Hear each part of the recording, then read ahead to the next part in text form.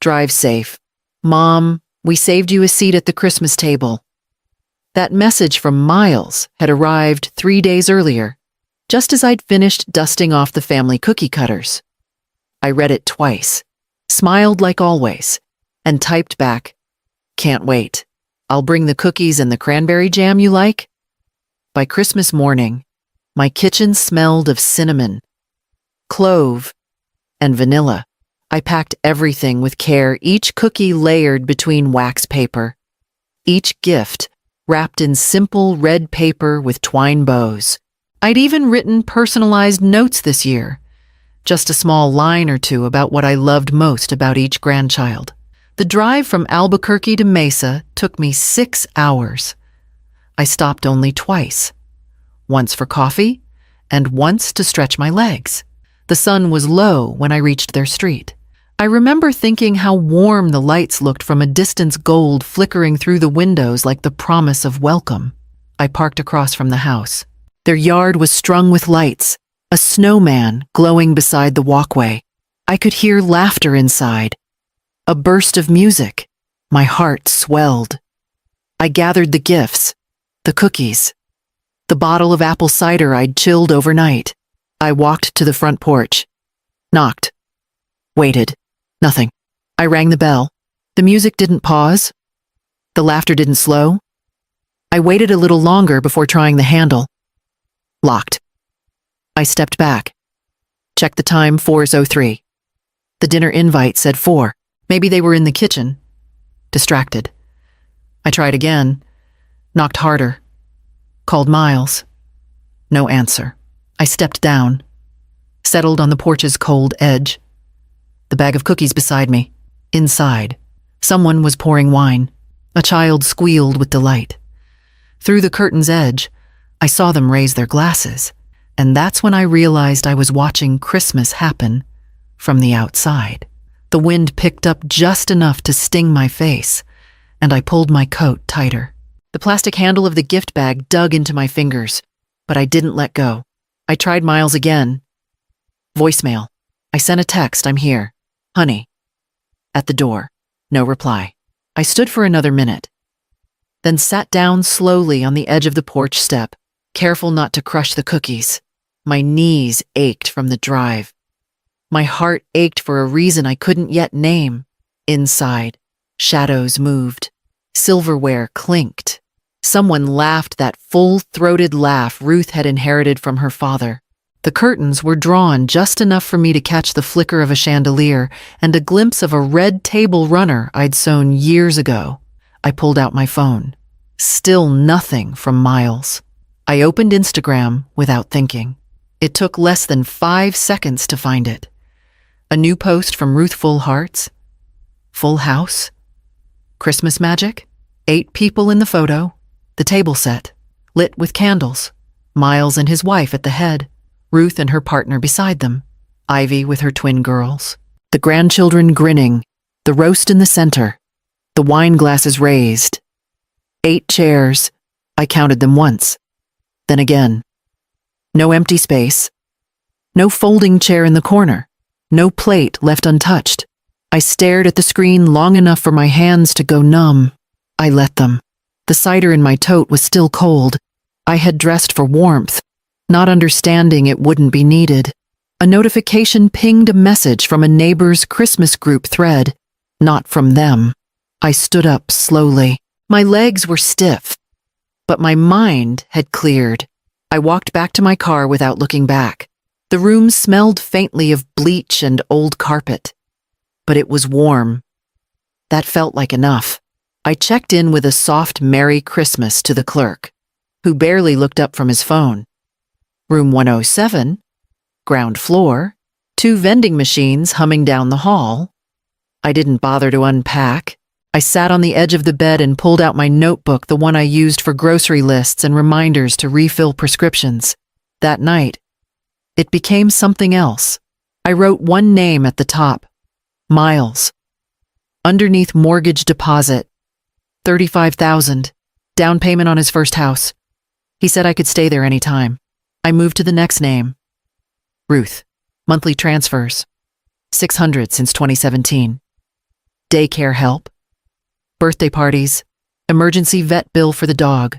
I totaled it roughly in my head. Almost 40,000. I hadn't kept receipts. I just remembered. Ivy. ER bill for the twins when they got RSV. 2,000. No insurance. Used car loan co-signed. She missed 3 payments. Groceries every other month. Usually 400 or 500 each time. I turned the page. Christmas 2021. 800 on gifts. Thanksgiving. Catered dinner. 500. Ruth said she was too tired to cook. Miles didn't offer. I underlined the last entry, not out of anger, just to see it clearly. I flipped back and began doing the math. 184,000. Give or take. Most of it since retirement. I never kept much for myself. I used to think that meant I was generous. Tonight, it just felt like I'd been quietly emptied out. I thought about the dinner table. 8 seats, all filled. Not one person had noticed I was missing. I closed the notebook and reached into the bag beside me. I unwrapped one of the sugar cookies I'd made that morning, Ruth's favorite, lemon zest and almond. It crumbled too easily, just like me.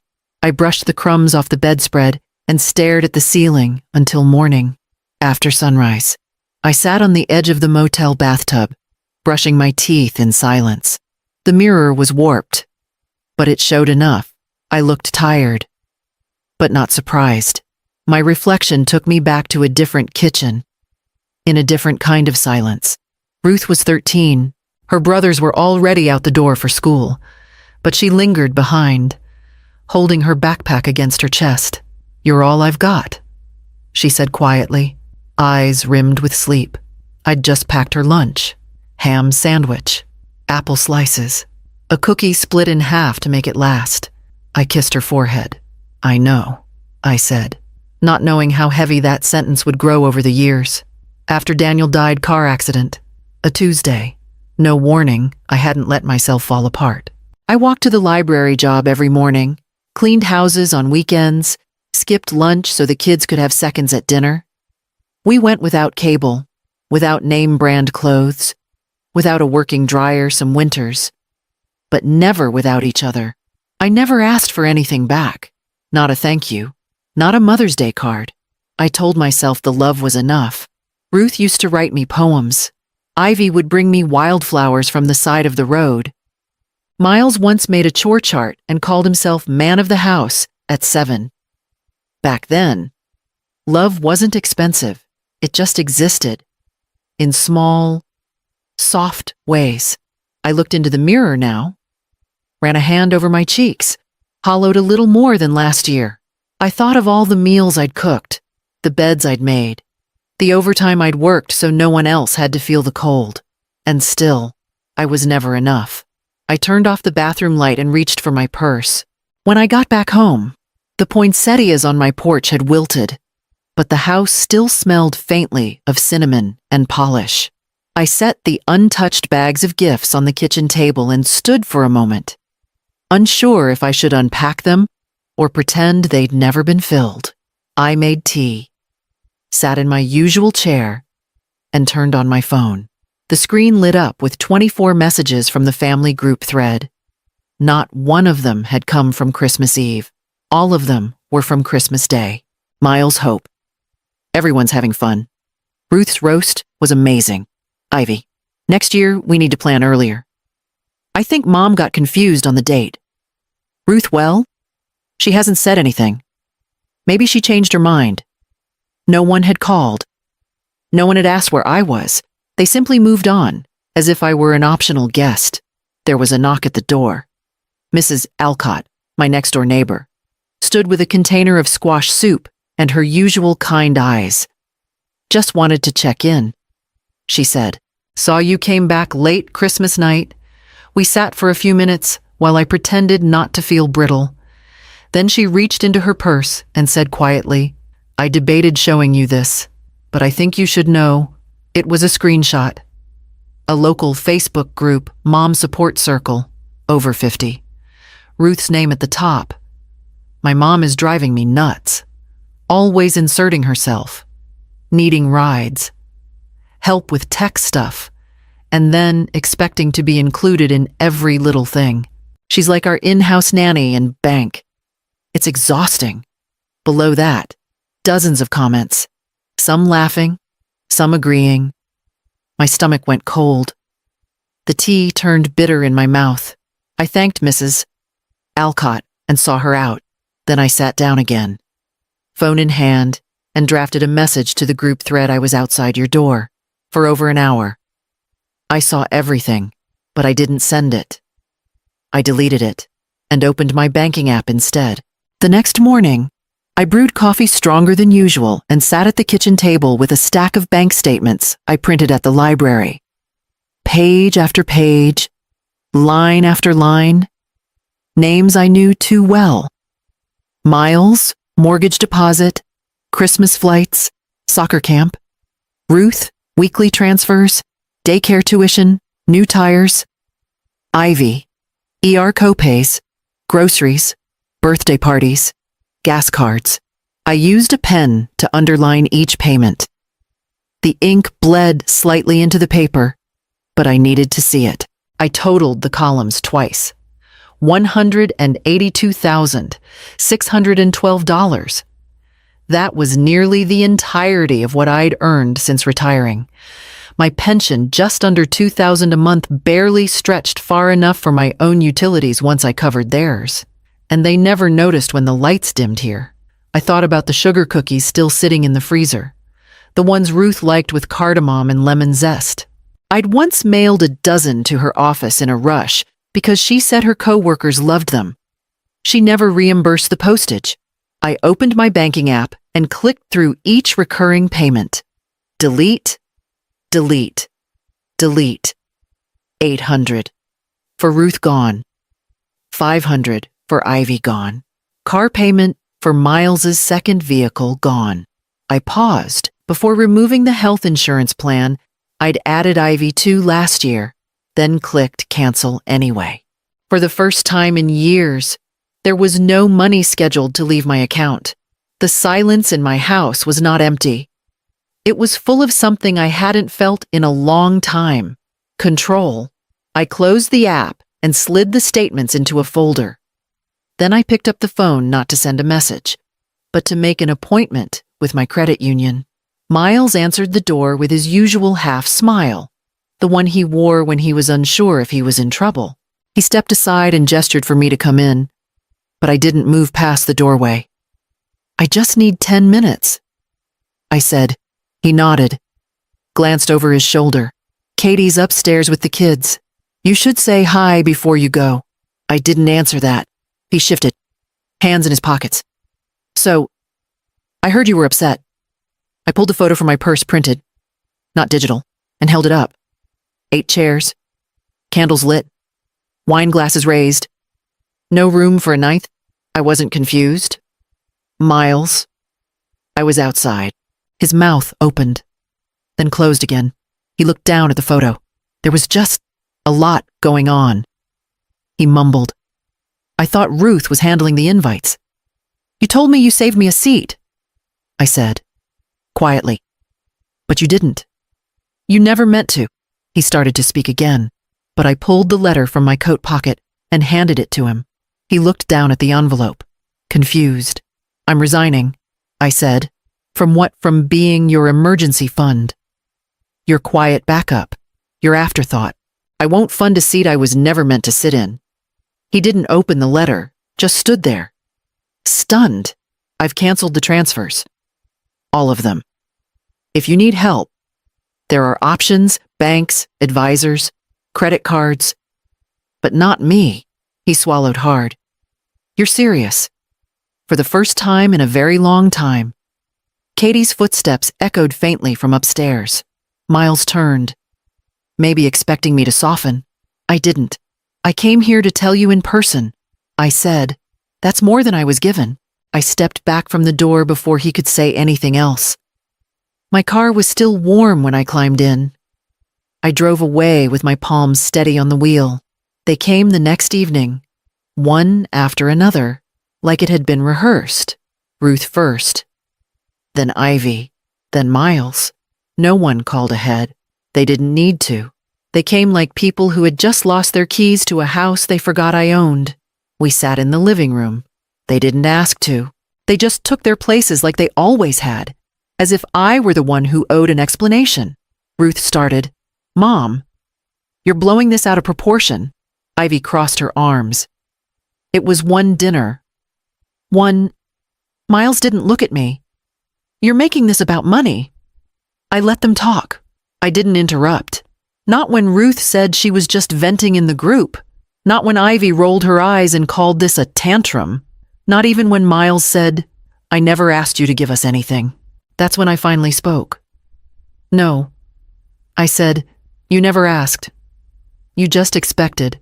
And I gave, because I thought that's what love looked like. They fell quiet for the first time. I looked at each of them. "When was the last time any of you called me just to ask how I'm doing?" Ruth blinked. Ivy looked away. Miles finally met my eyes, but said nothing. "I was outside your house on Christmas Eve. I watched you laugh. I saw the table, 8 chairs." Ruth opened her mouth, then closed it again. "You forgot me before I ever canceled a single dollar," I said. All I did was stop pretending I didn't notice.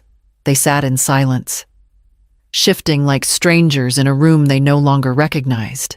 I stood up slowly and walked to the kitchen. I made myself tea while they stayed in the living room, unsure what to say now that the script had changed. Alina came alone the next afternoon. No text, no warning, just a soft knock and her familiar voice calling, "Grandma." She held a paper bag from the bakery on 6th Street and a small pot with a marigold inside. "Thought you might need something sweet," she said, "and something to keep alive." I stepped aside to let her in. Her hug was real, the kind that wrapped around both shoulders and didn't ask for anything in return. We sat at the table. She didn't bring up the family. She didn't ask why they were upset or what I'd done. She simply opened the bag and pulled out 2 cinnamon rolls. "Slightly warm. I saw your name was removed from the daycare payment system," she said gently. "Mom was yelling about it on the phone. But I just wanted to see how you are." I didn't answer right away. My throat was thick. Instead, I reached for the flower pot. "Want to help me plant this?"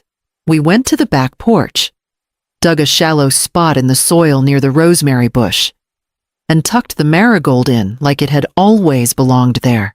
Alina pressed her fingers into the dirt beside mine.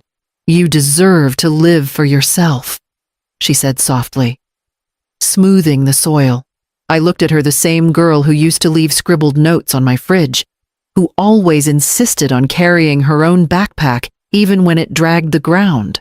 "I think I'm learning how—" I whispered. We watered the flower together. No lecture, no guilt, just stillness. Later, she left with a promise to come back soon, no matter what her mother said. And when the door closed behind her, I realized I'd smiled for the first time in days. I signed up for a painting class at the community center on a quiet Wednesday morning. No one asked why I was there. No one needed a reason, just brushes, paper, and a room full of women rediscovering color. That afternoon, I went to a bookstore I used to pass but never entered. I picked 3 novels from the shelves, 1 mystery, 1 travel memoir, and 1 simply because the title made me smile. I paid in cash and didn't think twice. A week later, I drove to Santa Fe, alone. I booked a room with a balcony and ate dinner at a small cafe with no reservations, no conversation, no pressure. I sat with warm bread and wine and listened to my own breath. Back at the hotel, I opened my journal. For the first time in months, the page didn't feel heavy. I wasn't too much. I wrote. I was just giving to the wrong people. I underlined it once, then closed the cover. The next morning, I opened the curtains and let the sun land fully across my lap. The room held only my things, my peace, my name. The messages started again. First Ruth, then Ivy, then Miles. Ruthalina's tuition is due next week. Can you help just this once, Ivy? I'm behind on rent. It's been a rough month. Miles. The transmission failed. I wouldn't ask if it weren't serious. I read each one carefully, then opened a new message and wrote just once, I'm unavailable for financial support. I wish you all growth. I didn't sign it with love, but I meant no harm.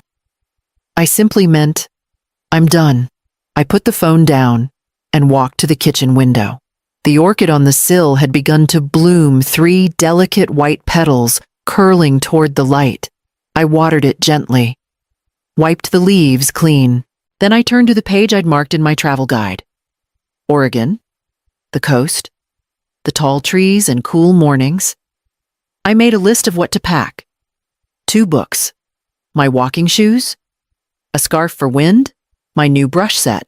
Outside, a bird landed on the fence and stayed. I didn't rush to capture the moment. I simply watched it, still and whole. 6 months later, I sat at a small patio table in Portland, sipping coffee and watching people drift past with their lives tucked under their arms, canvas bags, guitars, dogs on leashes. I ate a croissant warm from the oven, no one across from me, no one expecting anything, and I felt full. In my bag were postcards I'd written to myself from each stop on my trip.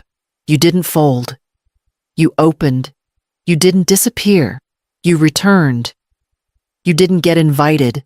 You arrived anyway. Most days I walked along the river and painted nothing polished, nothing meant to impress, just light on water, color where it wasn't expected. I kept a copy of Mary Oliver's poems in my coat pocket. I read one each morning like a prayer, then tucked it away and lived accordingly. No one texted anymore asking for money. No one sent guilt-laced apologies. They had adjusted. So had I. The table I sat at wasn't saved for me. I built it. And now, every time I sit down, I know this seat, this peace, this breath, it was never theirs to offer. It was always mine to claim.